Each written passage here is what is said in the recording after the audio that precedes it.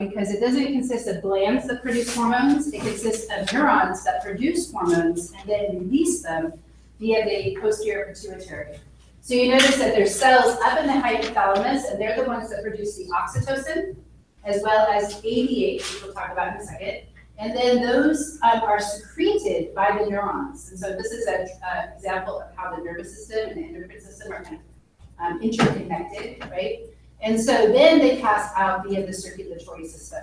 So we would say that this connection between the neurons and the posterior pituitary of the nervous system is called the hypothalamic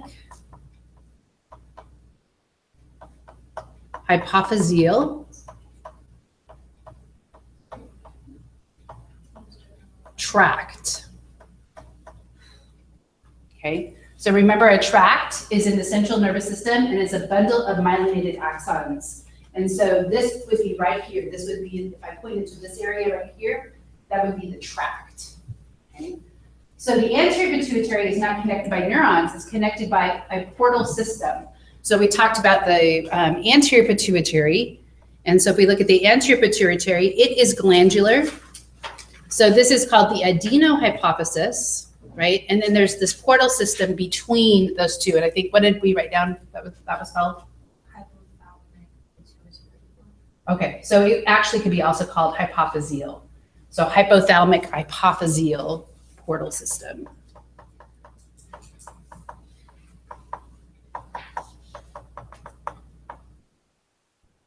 Hypophyseal.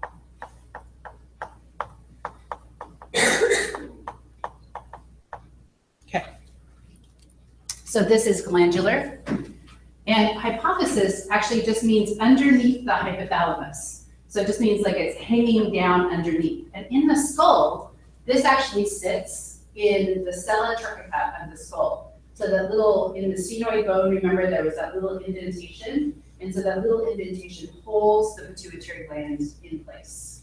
Okay, so it is up in the skull, in the cranium. Okay, so let's go back to the hormones that are produced. So this would be oxytocin, and this would be also antidiuretic hormone.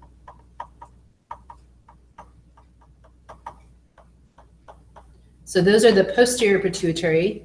Okay, we talked a little bit about oxytocin and its role in touch, also in its role in labor and the letdown reflex. When the baby suckles and the milk is let down. So this is called ADH. And so in the hypothalamus, we have osmoreceptors.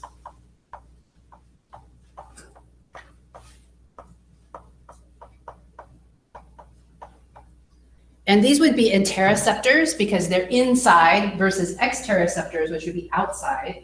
And so what do you think the osmoreceptors detect? Water, but also what about the water? What's dissolved in water? Solutes, right? So it detects solute concentration in the blood.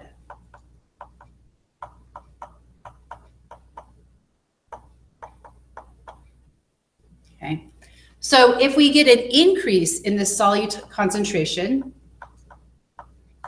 ADH is released.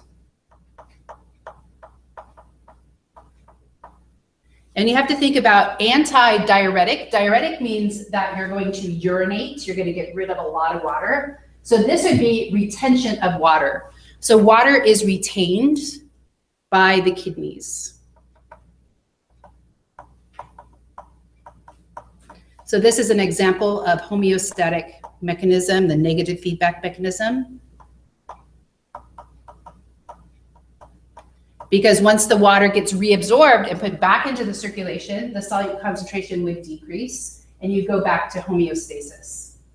Now there is an example of a illness which is called diabetes insipidus.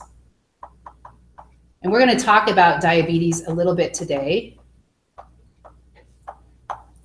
But this isn't the diabetes that you normally think of. The one that they talk about all the time is called diabetes mellitus. And so diabetes insipidus, it's called diabetes, but it has nothing to do with glucose production or excess glucose necessarily. But it has to do with lack of ADH.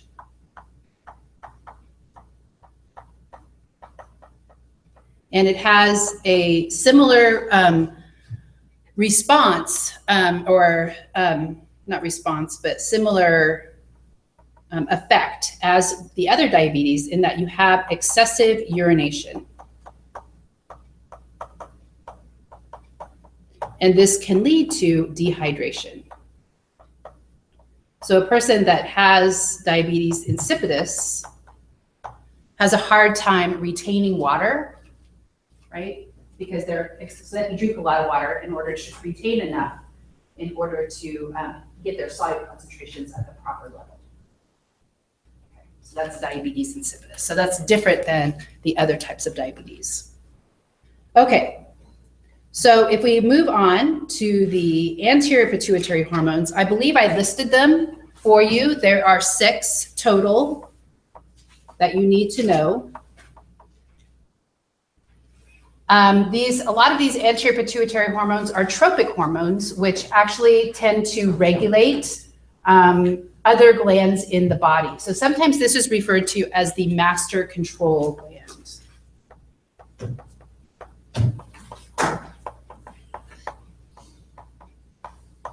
Okay, because it produces tropic hormones.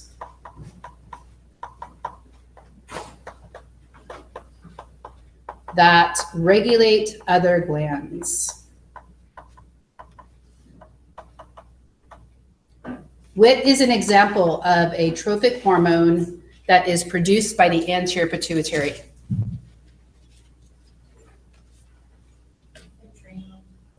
Yeah, adrenocorticotropic hormone. So that would be AC, adrenocorticotropic hormone, ACTH. So that influences the outside of the adrenal gland. And another one would be thyroid stimulating hormone, or TSH. So those are some examples of the tropic hormones that are released by the anterior pituitary gland. Now, the anterior pituitary also produces some really important hormones, and one of these is human growth hormone. And we talked about human growth hormone when we were talking about the skeletal system, but it also has other important things that it does. And this is abbreviated as HGH. So human growth hormone is said to be an anabolic hormone because it causes the production of proteins. So it builds tissues, it helps to build bones, but it is not a steroid.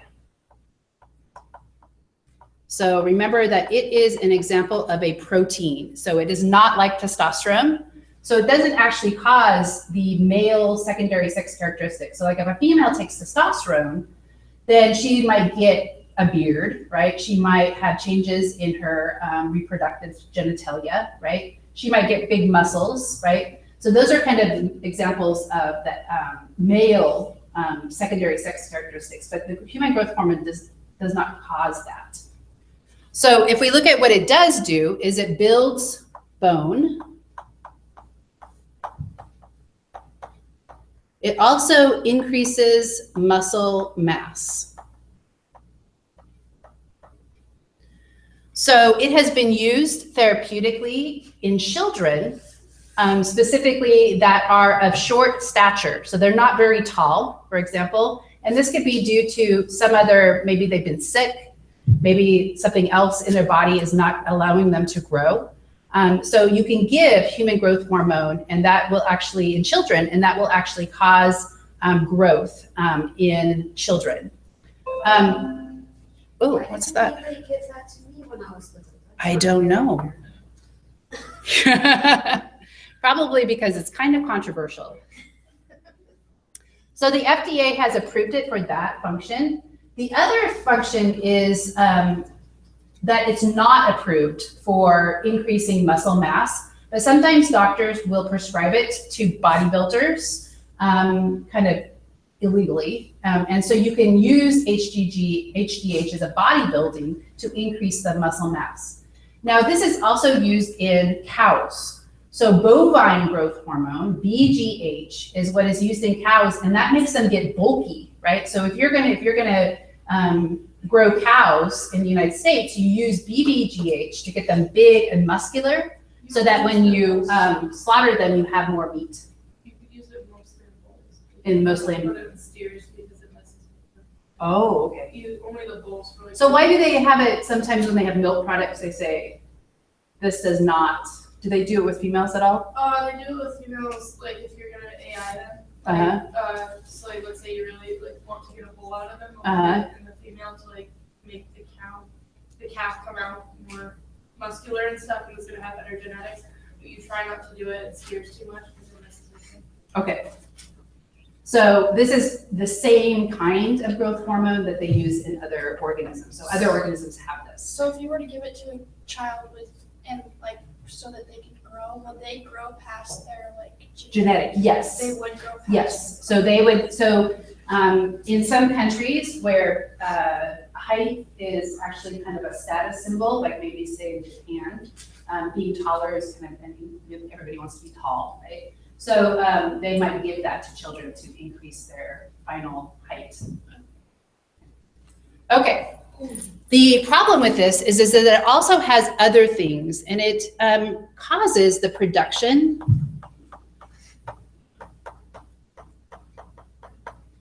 of insulin-like growth factors.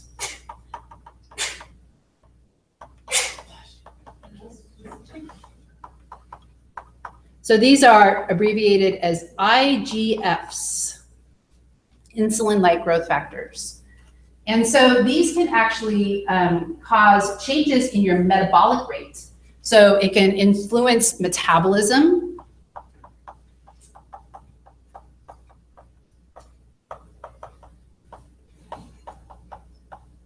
It can increase blood glucose levels.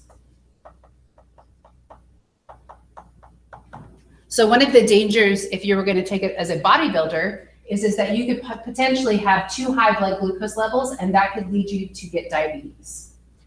The other thing that it does, which is actually what bodybuilders want to do, is it actually increases the breakdown of fats. And this is called lipolysis. So lipids are fats, and when you break them down, you lysis them. So breaking down of fats, increase in glucose. And so this kind of all gets you ready for activity, right? You get more lean muscle, exercise, right? You're getting ready to exercise because you have more glucose available to your muscles. Let's see what else. Oh, there's also gluconeogenesis. So we have an increase in gluconeogenesis. And this is where you take other types of molecules and you turn them into glucose. So this is production of new glucose molecules that you do not get in your diet. So your cells can actually produce glucose on their own by using other types of molecules. And that's actually done in the Golgi apparatus, is what produces carbohydrates inside of your cells.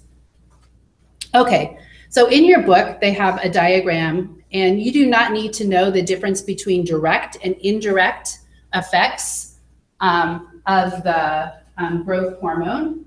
But it shows here how also growth hormone is regulated by a negative feedback mechanism. So you'll see here that we have in the hypothalamus, so we'll talk about the regulation of GH release.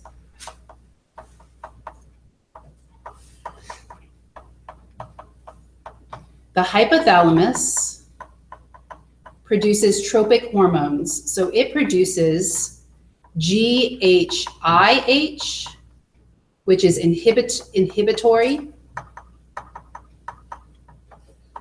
and GHRH, which is promoting.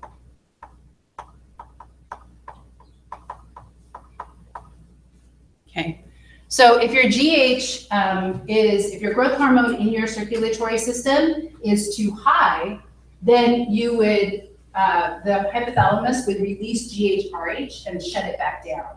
And so that just kind of shows how growth hormone actually feeds back on the production of the tropic hormones from the hypothalamus.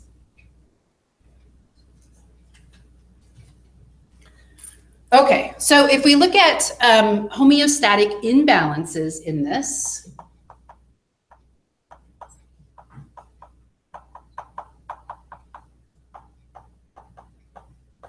if it occurs in children,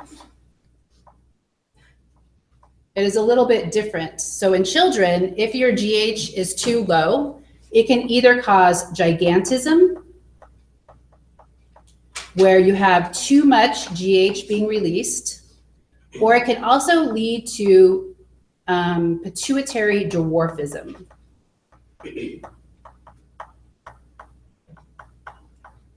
So this would be a decrease in growth hormone, or GH.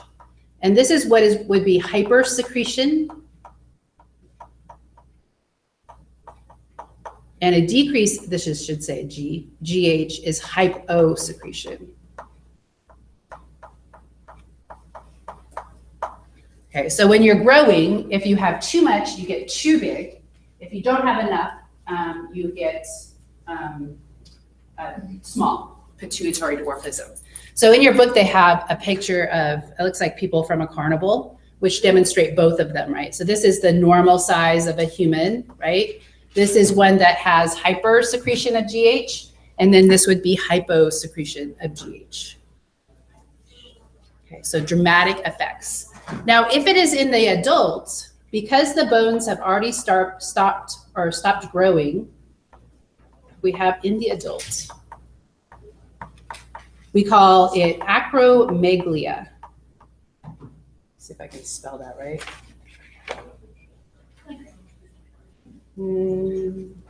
Google it. Acromegalia, I think that's what. Acromegalia, and this is enlarged face, hands, and feet.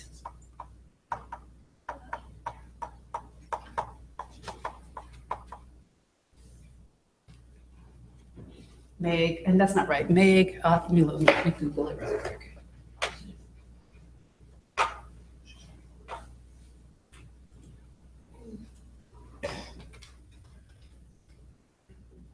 Megaly. Oh, it is right. Acromegaly.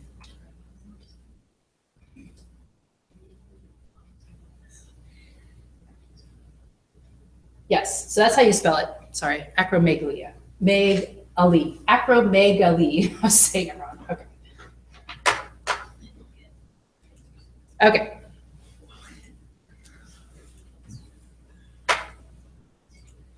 So the next gland that we're going to look at is going to be the thyroid gland. And the thyroid gland is a really interesting gland because the thyroid hormone consists of a protein, but it also consists of a mineral. So what mineral do we have to have in our diet in order to produce thyroid hormones? What is the mineral we need? So that would be like calcium, potassium, sodium, iodine, what else? Iron is in our blood, isn't it? Iodine, right? So this produces hormones that contain iodine. Now we can get iodine from our vegetables, for example, also from seafood. But what food do we add iodine to make sure that we get enough of it? Salt, right? So iodinized salt, make sure that you have enough iodine. So when we look at the thyroid gland, the thyroid gland produces two hormones. And the first one is thyroxine. And then the next one is triiodothyronine. Triiodothyronine. Okay. So the tri means that there are 3 iodines, right? So if we look at this, this is actually sometimes referred to as T3. And this one is T4. And those numbers represent how many iodine groups you have in attached to them. So when we look at, so this is actually with an E on it, thyroxine. So when we look at the production of it, we produce proteins called thyroglobulins. So this is the production of the protein component. So this is protein. And this is actually produced by the rough ER of the cells in the thyroid gland. And so if we look at a picture of this and how this works, oops, thyroid hormones, I'm a little ahead of myself. Okay, so this is a picture of the inside of the cell. And so here is the rough ER. Here is the production of the thyroglobulin. And then it goes into these lumens or spaces inside the cells. And then the iodine gets attached to it. So you'll notice here, there is, I can't see because I don't have my glasses on. There is 3 attached to here, and then there's 4 iodine attached to that one. And then those are secreted into the circulatory system. So the interesting thing here is if iodine is not present,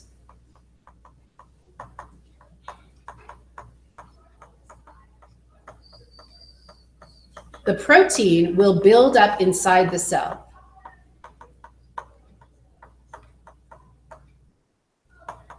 And what is it called when it builds up inside the cell? Anybody know? Causes a huge swelling in the neck because that's where the thyroid glands sits. No, because it wouldn't be able to produce. It's hypo. It's an example of hypothyroidism because there's no iodine because it cannot be secreted. So this would be hypothyroidism.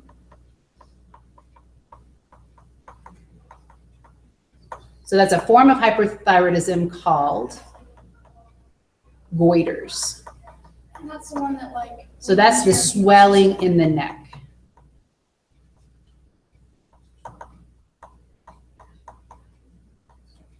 Okay, so you get that enlargement of the neck. And so I had a picture of that.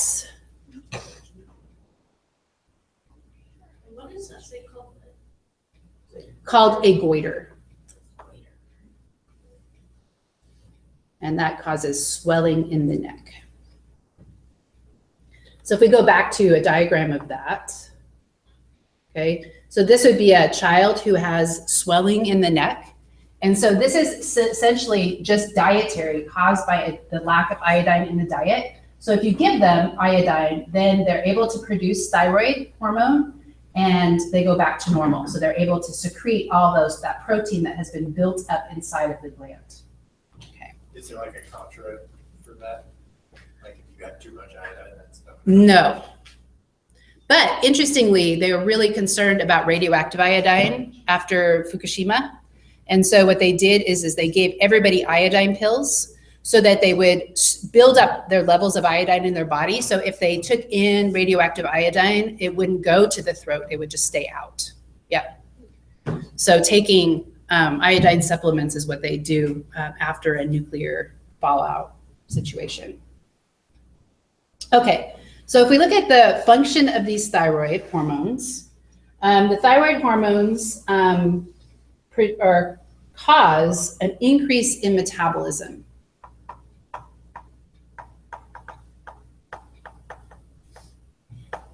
And this also increases heat production.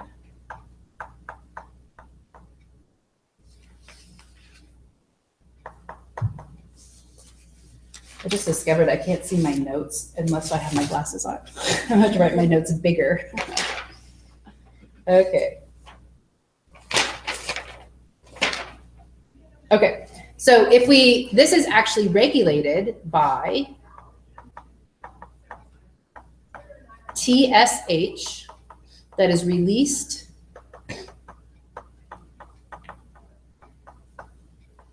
from the anterior pituitary.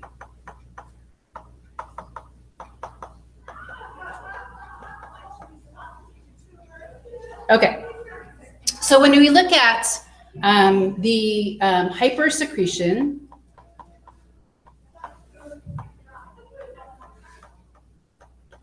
this can actually be due to antibodies that mimic TSH. So in Graves' disease, antibodies mimic TSH, and this increases the release of thyroid hormones.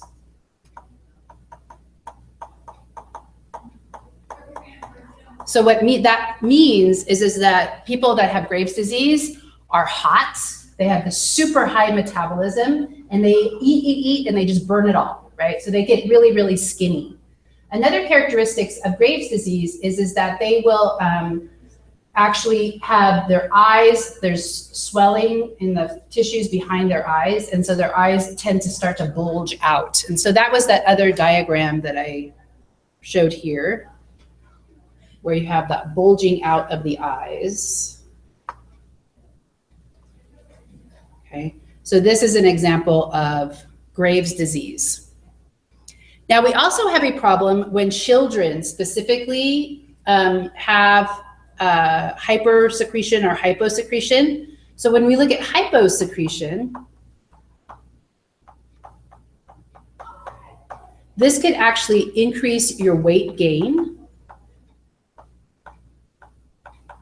Right? You also tend to decrease your metabolism.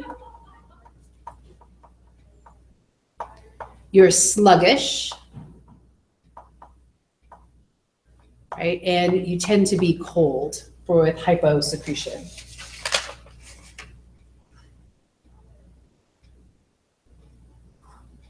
Okay. I'll take down my notes on that. So if it is in children, this hyposecretion in children affects the development of the central nervous system. So children with hyposecretion have a disease which is called cretinism.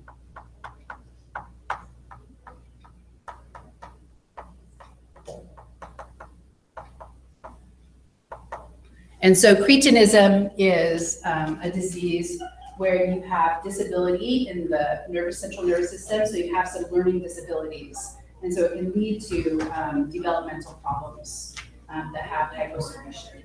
So it seems to be more important. Are you gonna go yell at those guys? No, you want me to? Oh. I'll blow my nose. Okay. That's okay. That's the president of the college out there. That's what, shh. Okay. It causes, what is that? Cretinism, Which causes, mental disabilities. you don't lose your job, you just hope it doesn't. Oh, I know. She actually probably thought that was pretty funny. Okay.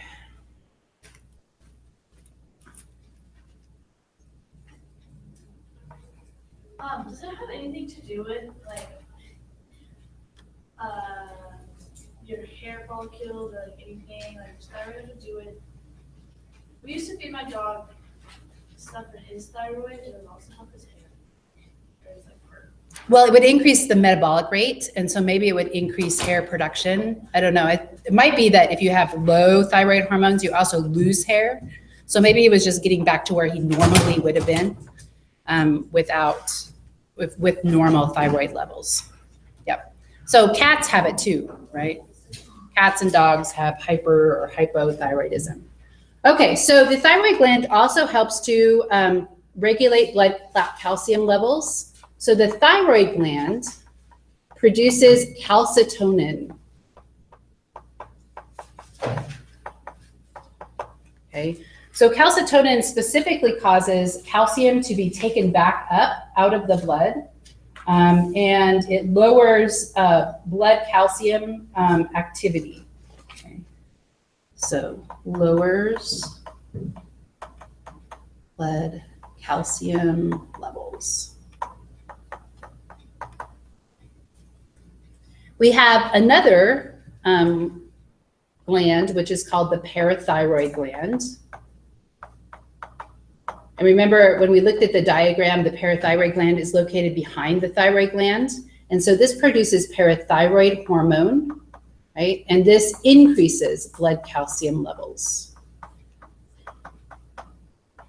So which one of these hormones would stimulate osteoclasts? Would calcitonin stimulate osteoclasts in the bone, or would PTH stimulate osteoclasts? Calcitonin, right? Actually, wait a minute. No, PTH would, sorry. You're right. So PTH would cause the calcium in the bone to be released into the blood. So PTH is actually going to increase osteoclast activity. And that's something we talked about when we were talking about. The ones that eat them? Yes. Okay. So osteoclasts eat the matrix and they release the calcium into the blood. Okay. So these are located in the middle of the neck. And so this is the back. And so this would be the thyroid gland, right? And then the parathyroid gland are just these little islands of different types of tissues that produce different hormones. Okay. Okay, so adrenal glands. The adrenal glands are very interesting because remember that they have the medulla and the cortex. So we have the adrenal medulla, and this is actually nervous tissue.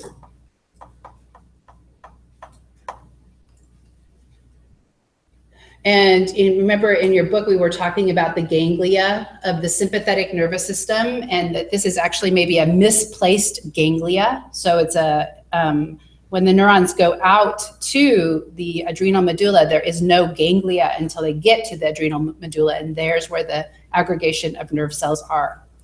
So this is part of the sympathetic nervous system. It's only innervated by the sympathetic division. So it's part of the sympathetic division of the autonomic nervous system.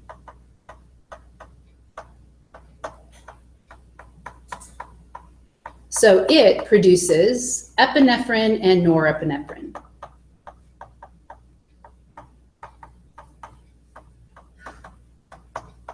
And both of these could be neurotransmitters, but they also can be released into the circulation and cause, for example, an increase in heart rate, an increase in respiration, an increase in the metabolic rate, all leading up to the fight or flight response. Okay. Then if we look at the adrenal cortex, this is glandular. So this is endocrine gland. So it doesn't have any ducts, and it is going to release different hormones.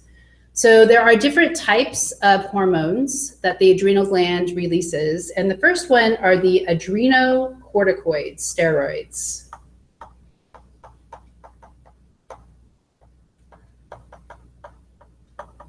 And what do you think the steroid part of this means? What type of hormone are these? The steroid part. They're anabolic, but they're also lipids, right? So because a steroid is a lipid. So these produce lipid-based hormones.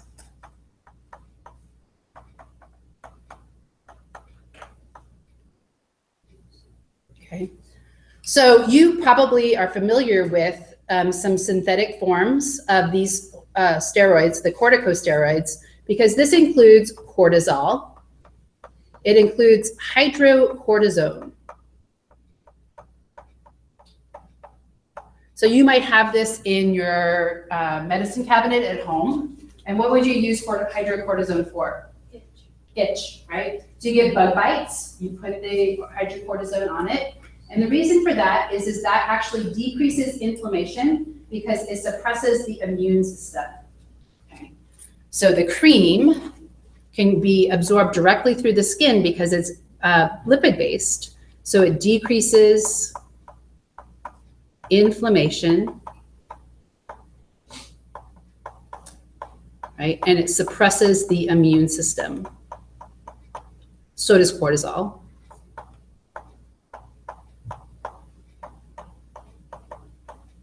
Okay. There is another type of cortisol that we sometimes take. You could have cortisone.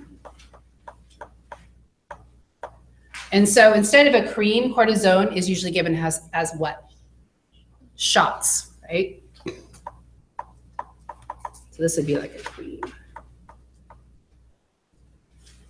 So let's say you have swelling in your knee and they don't know what it's caused by, but it could be long-term swelling that is causing you not to be able to do stuff that you want to do. And so what they do is they would go in and they would give you a cortisone shot into your knee, and that would decrease the inflammation, suppress the immune system, and hopefully kind of settle everything back down. This can also be given to people who have autoimmune diseases, because if you have an autoimmune disease, your immune system is attacking normal healthy tissue. So you want to take a adrenal corticosteroid to decrease or suppress the immune system. Okay. Would you take that for rheumatoid arthritis? Yes, so rheumatoid arthritis. So you can use for autoimmune diseases,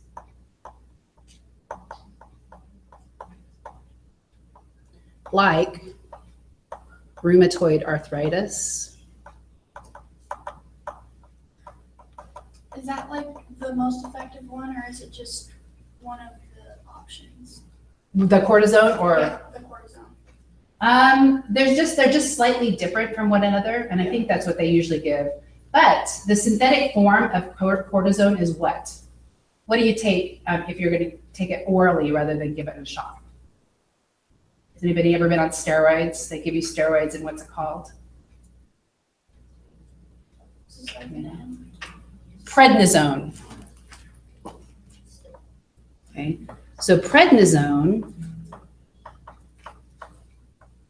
So I was given prednisone, for example, when I had really bad poison ivy. Somehow I got it all over my body, right? And it was just not going away. So you can give it to a person like that. You can also give it to people that have inflammation in their joints or arthritis. The problem with prednisone is that like all of these, there are side effects. And one is if you're suppressing the immune system, you're more likely to get sick.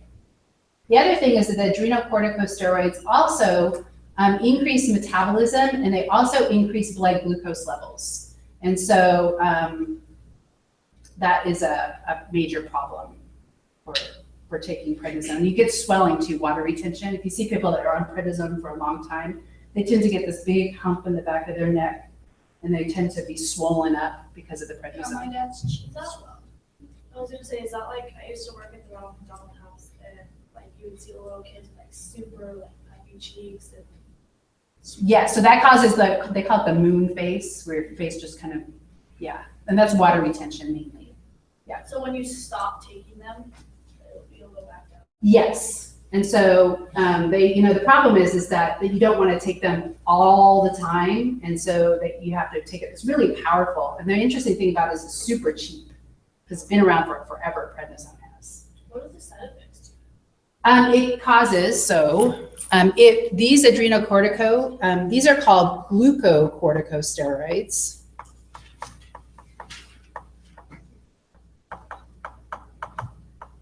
So these are all glucocorticosteroids. So they're called gluco because they influence glucose levels in the blood. So they increase glucose levels.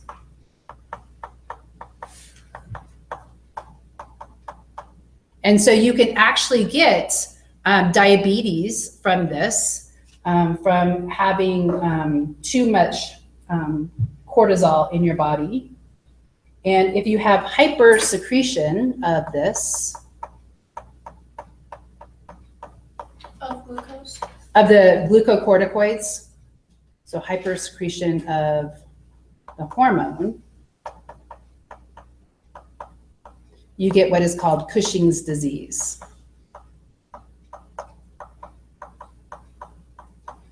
And that includes like water retention. You tend to gain weight. You tend to have diabetes, glucocorticosteroid-induced diabetes. Sometimes they call that steroid diabetes.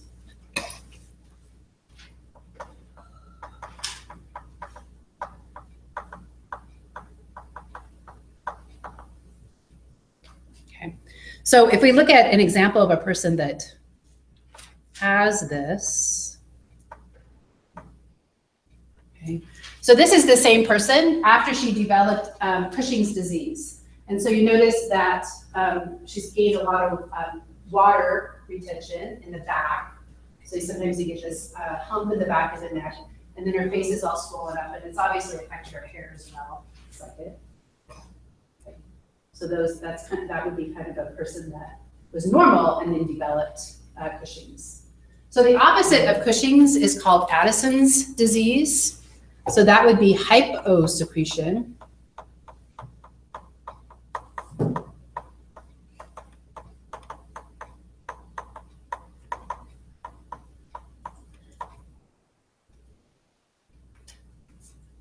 And in this particular instance, this causes weight loss.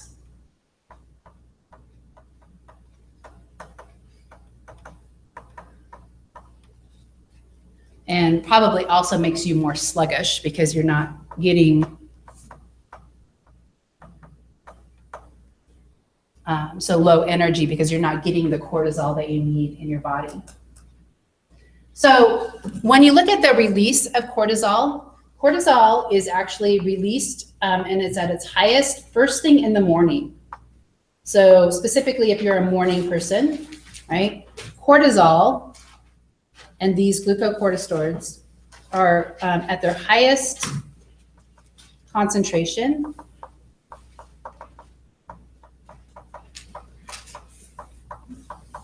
in morning.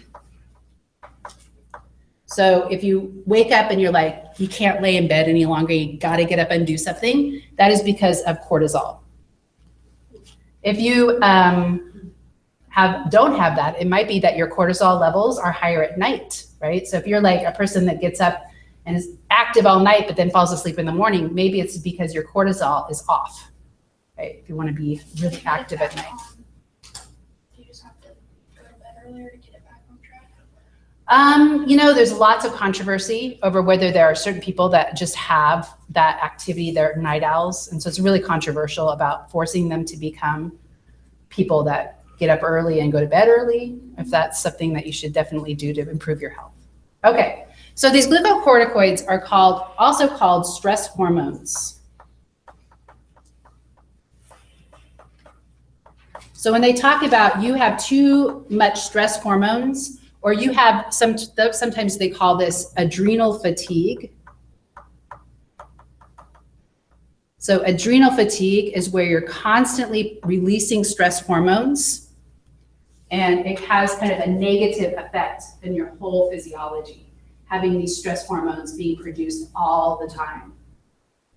So then they have certain ways that you can decrease your adrenal fatigue, which is learning how to decrease the stress in your life so you're not always in the fight or flight response. And so it's kind of like if you are one of these people that just kind of freaks out all day long, that means that you probably have too much of these steroids in your body. So like I'm talking about like mini freakouts, like, oh, where's my purse? And you're like, oh, there it is, or it's like, you just have these mini freakouts where you just feel like you're just, right? So the idea is to try to reduce those in your life and to be more, kind of even keeled so that you're not constantly releasing stress hormones. Okay, so we're gonna watch a little video, and it's this cute little animation that talks about how this stress can affect your whole physiology. So it's a short video.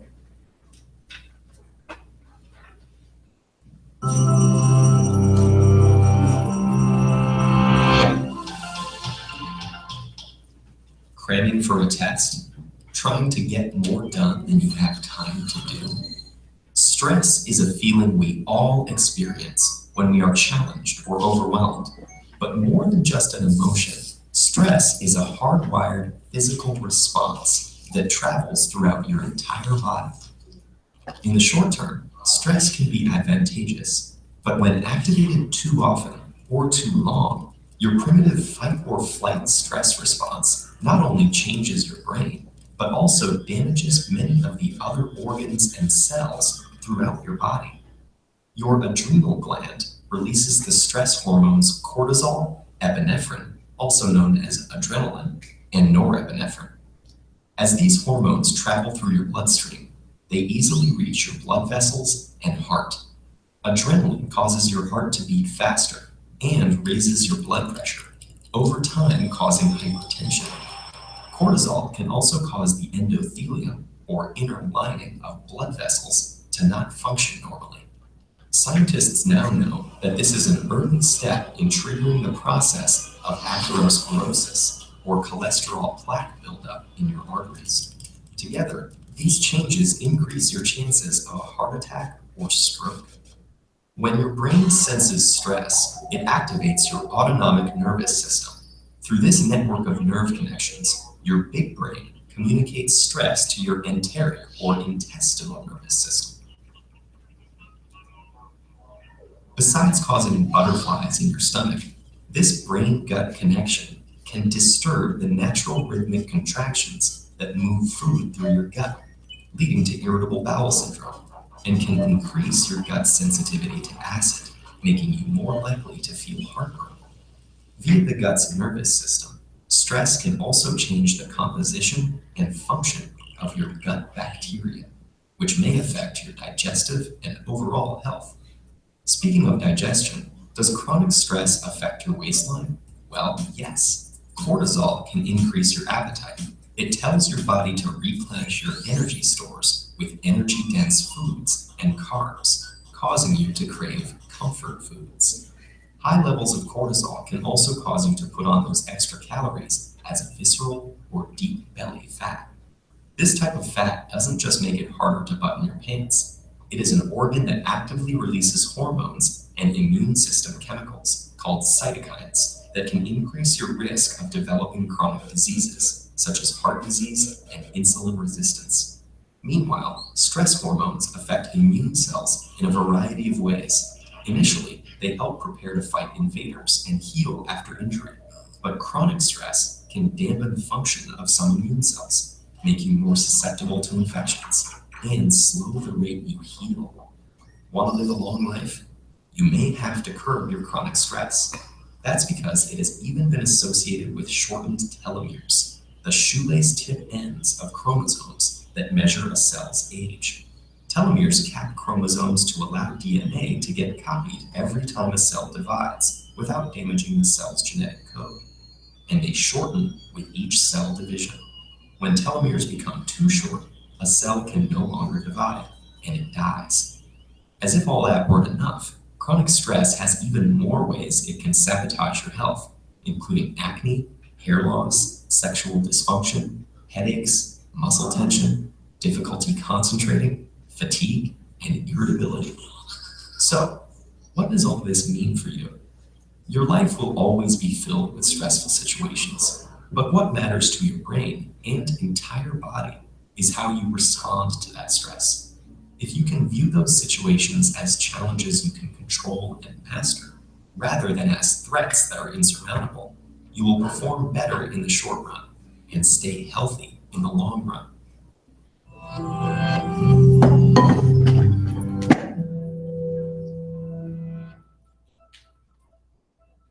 Okay. That video stressed me out. Because you're Now like, I'm I am stressed too and stressed. Is there medicine all these things for it?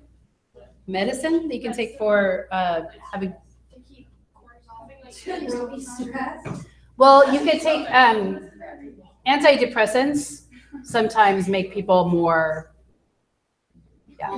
calm. Serotonin reuptake inhibitors can make you calmer. Okay, so those are the glucocorticosteroids, and there are two other kinds of adrenocorticosteroids. So remember that the cortex is the outer part here of the adrenal gland, and the medulla is the inner part. So the other types are mineral corticoids.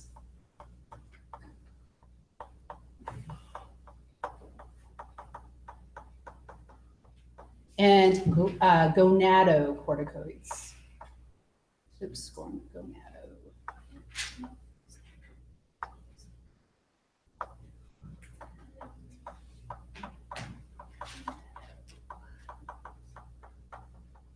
Okay, so mineral refers to sodium in particular. And so there is a hormone called aldosterone, which causes the increase of sodium absorption in the kidney.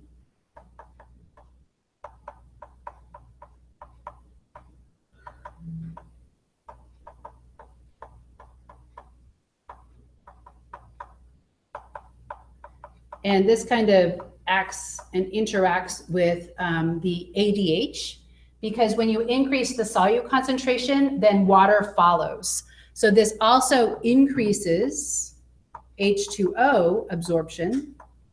So this would increase blood volume and blood pressure.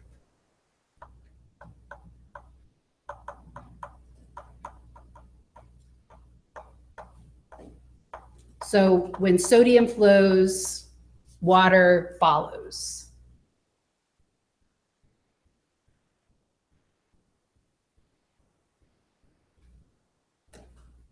So I think we may have talked about that a little bit when we were talking about the circulatory system, aldosterone. So the last type of adrenocorticoid are called gonado. And what do you think that refers to?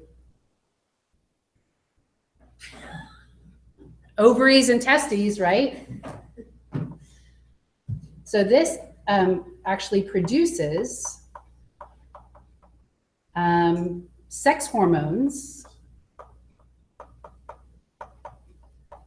testosterone, and estrogen.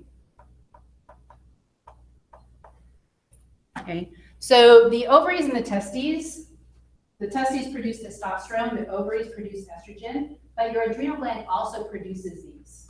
And so females have testosterone in their bodies, and sometimes they've noticed that if the female is in a very competitive environment, like maybe if she's a high-powered businesswoman, for example, her adrenal glands are going to actually produce more testosterone. So it's the relative amount of testosterone and estrogen that gives you the differences in the external sex characteristics. Males also have estrogen, and as they age, their testosterone levels decrease a little bit, and the estrogen kind of makes them more mellow, more nurturing as they get older. Sometimes they call that in men the menopause. Like females have menopause, when males hit their 60s, they get menopause and they get really sensitive. Touch with their sensitive side. Yeah. Okay. So those are the sex hormones that are produced by the adrenal glands. Okay, those are the same hormones that are produced also by our sex chromosomes, or not sex chromosomes, but our sex, the gonads, the ovary and the testes. Okay.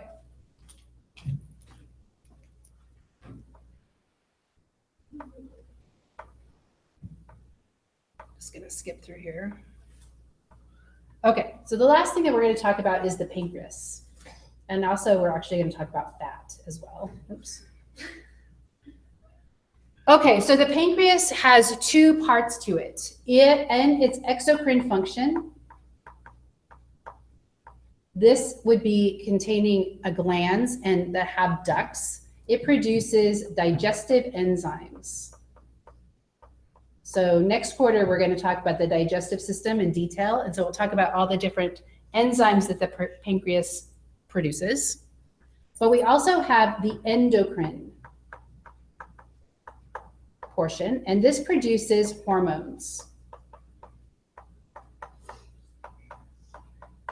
And so the hormones are insulin and glucagon, and these are antagonistic to one another. So these control blood glucose levels.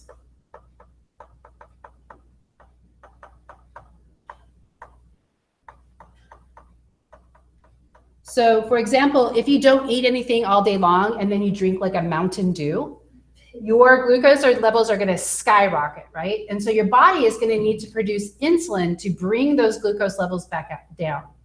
And then if you don't eat anything and you fast, then you're going to start to run out of glucose, and the brain needs glucose to function. So then glucagon is going to cause the release of glucose into the circulation.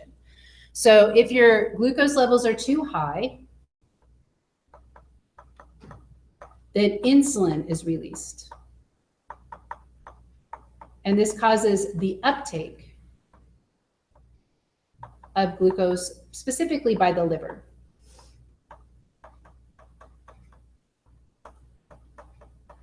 Okay. If your glucose levels are too low, then glucagon is released. So then is there medicines that have glucagon in it, like there is insulin? Generally, what they do is they control the low levels of glucose by diet. So generally, they use insulin, but the glucagon is just controlled by, you know, making sure that you eat carbohydrates at a regular. So what's the difference between like Atlantis? You know, The different types of insulins. Yeah, Yeah. I don't know. We'll get dextrose, some of it's really low. Yeah, so that's sugar. Yeah. Okay, so glucagon is released, and this causes glucose to be released into the blood.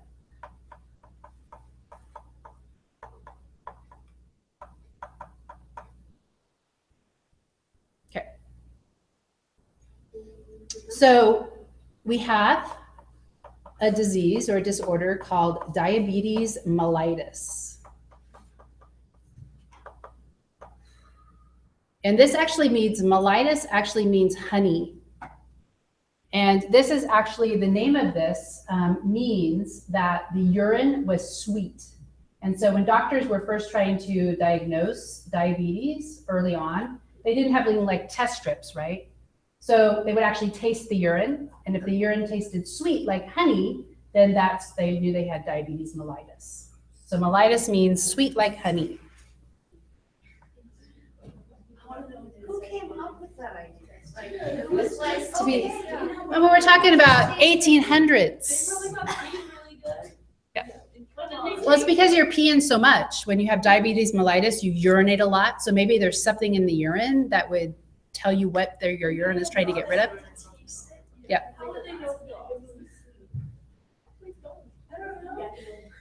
Okay.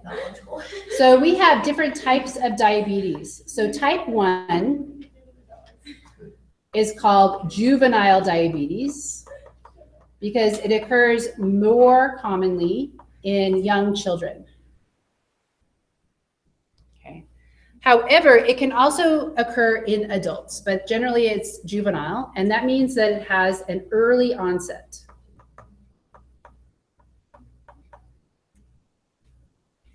It is usually an autoimmune disease. So something has happened that causes the immune system to destroy the pancreas parts, the part of the pancreas that produces insulin and glucagon. Okay. So they call this insulin dependent. So people that have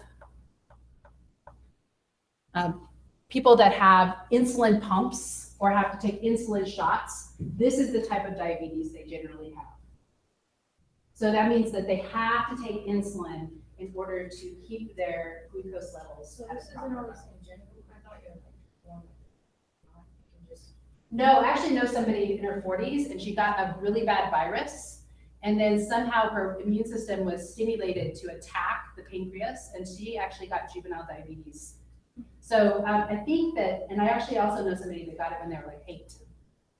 So Isn't the difference in the types basically the difference in how the pancreas is destructed? Like, no. one So is here we like go. the whole pancreas is. So type 2, nope. So yeah, well, type 1, the whole pancreas has been damaged. Okay, so the pancreas damaged.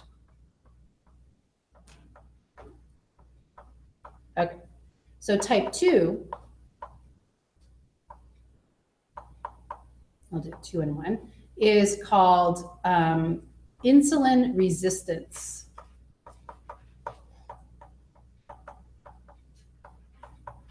And it generally has a later onset, although now some children are getting type 2 diabetes. And it is insulin independent.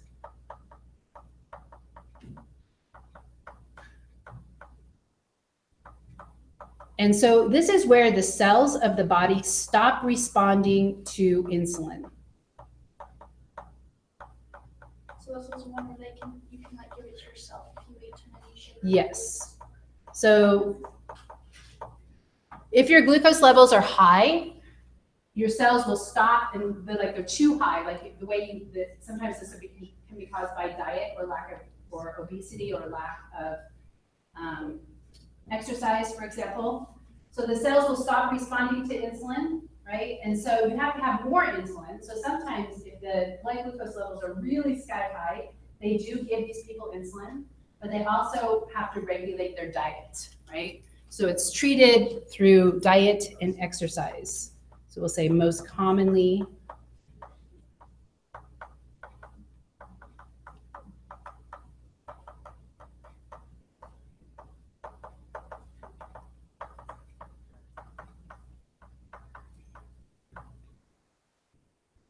But in this one, the pancreas is still functioning. Yes, the pancreas has not been damaged yet. So the interesting thing about this is it also seems to be more common in certain populations. So there is a genetic basis for it. So it's very, very common in Native American populations. And they think that there's one hypothesis that Native Americans are adapted to a feast and famine type lifestyle. So certain times of the year they have lots of food, and then certain times of the year they don't have very much food. So if you put them on a diet like what normal white Caucasian people eat, right? So we eat lots of wheat, lots of perhaps carbohydrates. Then what happens is that they gain weight really fast, and they're not able to take out the glucose from the blood. And so in the Pima Indians in Arizona, 50% of the population has type 2 diabetes. Right? So it could be that they are more prone to it because of their genes. Okay, so there is actually one more type of diabetes, which is really interesting. Gestational diabetes.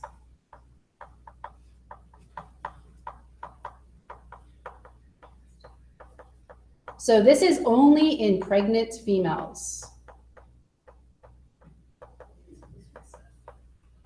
And we oftentimes say in evolutionary biology that this is an example of parent-offspring conflict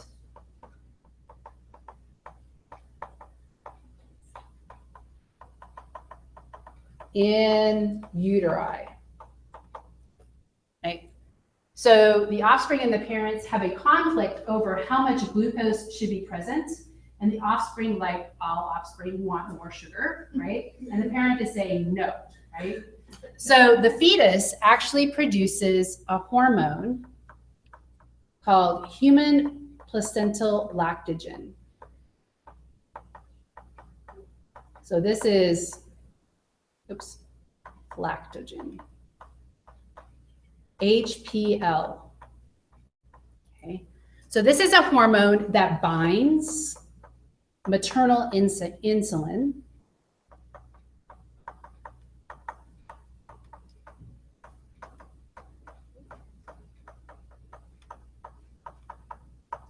And so this is what happens normally. So even in all pregnancies, the fetus produces this hormone. And what that does is that it boosts glucose levels in the mom, and then the baby can get bigger faster, right?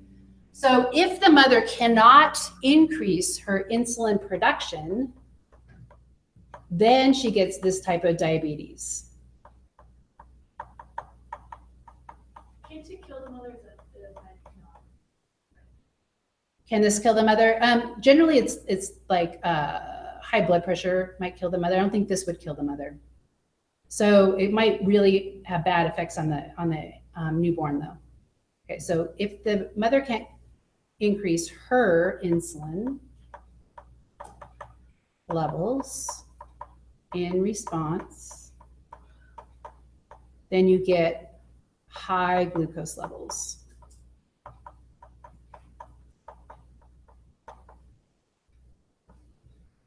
So does anybody know how you would test to see if the mother had gestational diabetes? My mom got it every time she was pregnant. So they, after the first day, they knew that she would more than likely get it. But they would just have her take a shot of insulin and see how her body reacted and test her blood. Or they would have her eat and keep a diary of her diet and test her blood after each meal, see if she goes high or stays low. So you can actually also test it by doing a glucose tolerance test. And this really, really unpleasant, really unpleasant, because what you have to do is, as when you're pregnant, like maybe 3 months along, you have to go without eating for 12 hours. And then you go to like Inner Path, and they have you drink this super syrupy, super sweet drink, right? Really icky, super icky, like orange flavored icky. Right, you drink that, and then they check your glucose levels over a period of like a couple hours every 30 minutes. And if your glucose levels stay high, then they know you have a problem. If your glucose levels go right back down to normal after a certain period of time, then you know. So you do what is called a glucose tolerance test. That's kind of the most common. So how do they know you need to test it? Like, what are the symptoms of this? You know, I think they might almost make everybody do it.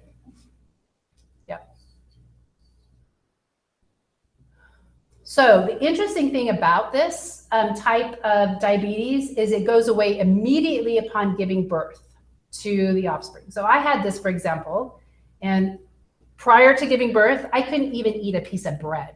Like a piece of bread caused my glucose levels to skyrocket and stay up there. So I was like stuck eating meat and nuts. So You sound really horrified by that. I ate a lot of chicken. Right? But I guess I'm not pregnant, like, that's why I'm fine. So the cool thing is that upon giving birth, they brought me like a huge piece of chocolate cake. Huge, right? Well, they did this because they wanted to see whether or not I could, it would go away. So I could eat that huge piece of chocolate cake right after giving birth, and my glucose levels would go right back down. So it truly was the fetus that was causing all the problem, and my inability, my pancreas inability to produce more insulin. I have a question. Does this child, when you go shopping, do they argue with you for chocolate? And you have to tell them no? This child, she eats sugar constantly. Yeah, She's I'm just totally wondering if addicted. that's like a precursor Totally for addicted. how it's gonna be. Okay, so if not treated, we're almost done here. If not treated, okay, the baby gets too large and has problems regulating their glucose levels.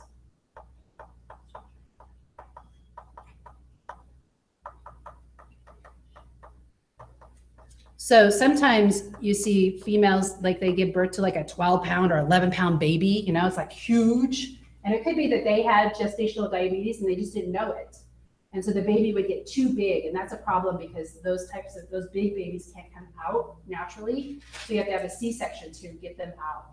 And then when they come out, they might crash, their glucose levels might crash because they're not getting enough glucose to maintain their levels, and so you have a problem, or it could go too high, so they just have a problem regulating, so they have to be constantly monitored. Okay, so I think there's one thing that we did not talk about, and that was leptin. So we did not cover leptin. So I don't have a copy of your review sheet, but I think leptin is on it. So you can scratch that off. So that won't be on the final exam. Okay, so remember that there's a lab practical on Wednesday, or Friday, excuse me, Friday. But we're fine with that. If you want it to be Wednesday. Lab notebooks are due Monday. They're due Monday with them. Oh, let's do 10:30. Also, there's optional cadaver viewing Yes. after the lab practical.